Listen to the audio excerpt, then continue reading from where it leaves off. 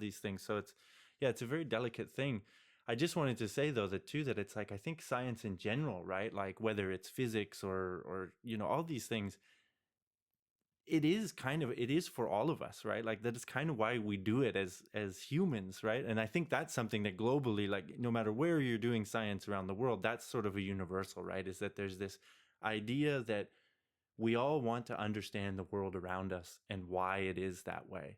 And in doing so, we invent useful things. Sometimes we invent useful things that have harmful consequences, and we need to maybe consider all these things a bit more. But it is it's I don't know of how many other professions that really have this problem of like, we have to convince people that we're doing a good job, like no one else really has to do that. But in science, this science communication issue is huge, right?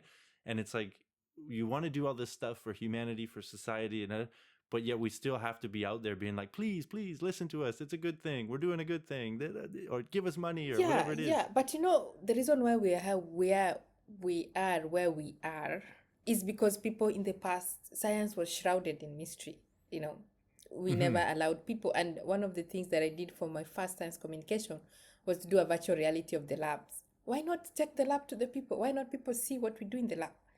For so long, people Hmm. never understood what we did, and so you can be on their side when they're like, they don't tell us what they're doing. So what are they doing with the blood? Why are they doing all these things Yeah, yeah, for yeah. most of which we never even get to know what they're doing?